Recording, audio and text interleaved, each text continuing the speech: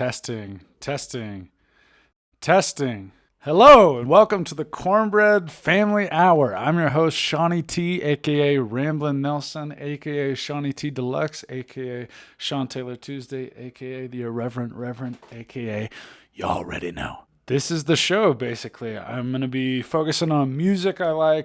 We're going to focus a lot on bedroom country, like indie, lo-fi, DIY kind of stuff. People making their homes, because that's the stuff I like. That's the stuff that I'm interested in. It's the stuff I make. Man, I really need like a giant soundboard here with a lot of explosions and shit like that. But yeah, I'm looking forward to what this can turn into. I'm looking forward to being able to highlight certain artists I like and collaborators in the future, picking their brains about music and film, of course, because music is important. The music that you consume all day says a lot about you as a person, for better or worse. I will judge you on that. But I want this to be an interactive thing as well. So if you want to leave a message that I can play on this podcast, have feedback, I left my number on Instagram at Ramblin' Nelson, or you can also do it through Spotify. There's a button on the page for you to leave a message. Do that. And it can be about whatever, you know. If you have some interesting insight about our AI overlords taking over, share it. If you just want to say, hey, Shawnee T, what's going on? That's cool too. And also, as always, if you have any song suggestions or topic suggestions, you can write me to. You know where to find me on the interwebs. So let's get into this thing. You know, it's the Cornbread Family Hour. It's a little bit of salt and a little bit of flour. It's a little bit of buttermilk to make it more sour. Because that's Cornbread Family Hour. Reporting live from Bogota. From Bogota in Medellin, Colombia. So this first song, I had to put it first. I had no choice. It's been stuck in my head for a week more. And I felt like it was tapping into a lot of the same, you know, cowboy revival with a little ironic, tongue-in-cheek, hipstery bullshit that I tapped into with the title. So this song is called Sad Cowboy Emoji. I made a movie called Cowboy.mov. And it's by a guy named Aubrey Key. Now, Aubrey is really interesting. You know, he's from South Carolina. He clearly has an eclectic range of influences. I mean, on his profile, he says he listens to anything from hyperpop, emo, metal, you know, country, indie. And that's what I hear in this one. I mean, he taps into a lot of the angsty angst that I feel a lot of times. And as well, you got some country sounds with the banjo. I just love this song. I love Aubrey's brutal honesty. You know, I made a fan music video for Temple, one of his other songs, where the chorus is, I'm fat and I'm ugly. I love that he has the cojones to say that, you know. It's so easy to hop on the track and go, I'm the fucking best. But I think it's harder to tap into that vulnerability, and Aubrey does that really well. I mean, this song was such an earworm for me that I just had to learn it on guitar and put out a cover, so you can check that out on my YouTube and SoundCloud if you want. But yeah, this is a good breakup song, one that he sat on for a couple years, let it simmer into a nice jambalaya, and put it out as a single. So I'm not going to say anymore. I will let Mr. Key take it away. Take it away, Mr. Keys. So one of the reasons I wanted to do this show was because I feel like country is one of the most interesting and eclectic, but also misunderstood genres out there. A lot of people say I like everything but country because the idea they have in their heads is like top 40 radio hits, pop country, stadium stuff. But that's what's interesting. There's always been at least two parallel lines in country music, you know, for the last couple decades, where you have mainstream pop stuff, the Nashville sound, and then starting from Willie and Waylon and Johnny Cash, you had the outlaw movement, and it was something a little more traditional, you know, tying back to the Carter family. I think a lot of people who say, I don't like country, when they listen to that kind of stuff, they do like it because it's folk, it's traditional, it's meant to be sung along with. That's what I like about finding a lot of indie artists, is because I feel like almost all of them are going for that outlaw country sound, that more traditional vibe, which is more up my alley. I saw a TikTok the other day, which I thought summed it up quite well. They proposed this idea of whiskey versus beer country. So whiskey is more artisanal and a little bit hipster, but it's for sipping when you're alone and contemplating.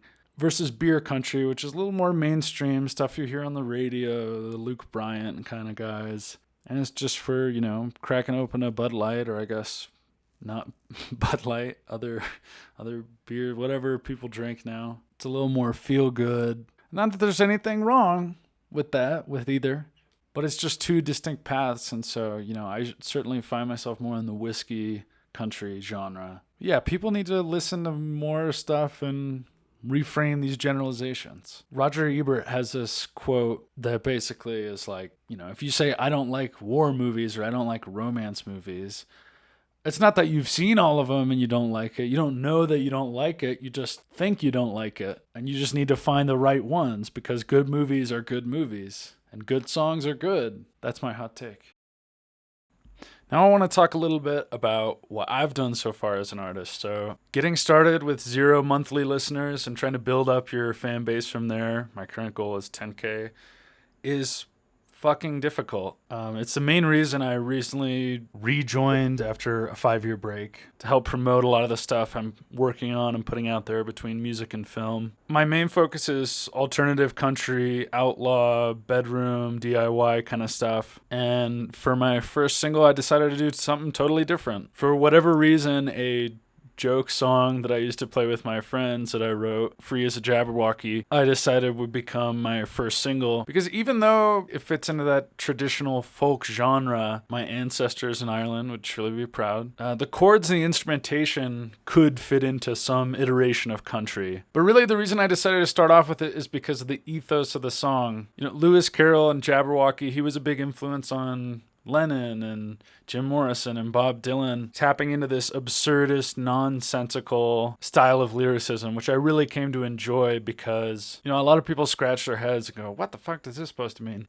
That's the beauty of it. It means what you want it to mean. You project your own significance onto it. And also, it's like a psychological profile of the artist. Even though they say, oh, I just came up with it off the top of my head, I don't even know what it means. They're telling you something about themselves, and that's what I find so interesting about it. So this song was kind of inspired too by looking at a picture of Woody Guthrie playing guitar at McSorley's Pub in New York, which is a famous spot. It's the oldest still surviving bar in Manhattan.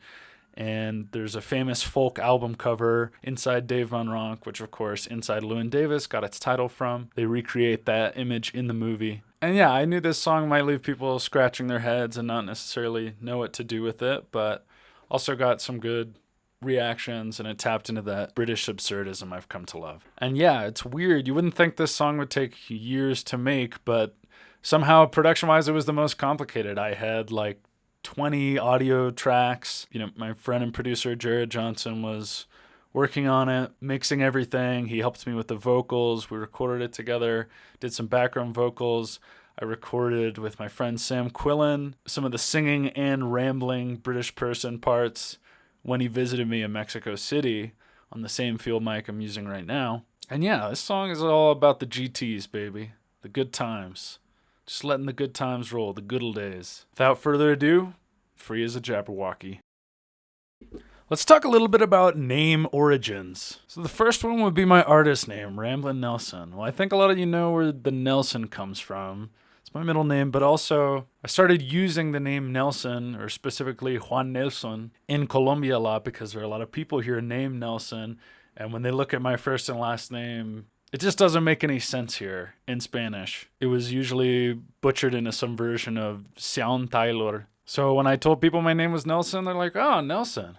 How come you have a Colombian name? But it predates that even a little bit. I had known I wanted to put out this kind of country music for a couple years at least. And my original artist name was Leatherthroat because it was a takeoff on Lead Belly, and I thought it sounded cool, like some guy who's been smoking for 70 years. Tough and gritty, possibly slightly kinky. Shout out Orville Peck. But no, the real origin story is a lot simpler than that. I was working with Jared in Minneapolis February of last year recording a lot of these tracks, and he needed something to name the folder on his computer, and he just thought of Ramblin' Nelson. And so it stuck. And I always like names that people christen you with. Of course, the other name is the Cornbread Family Hour, which transitions nicely into this next song.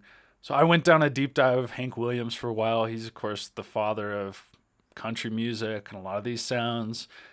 He's an amazing songwriter and has a pretty incredible life story. Pretty depressing.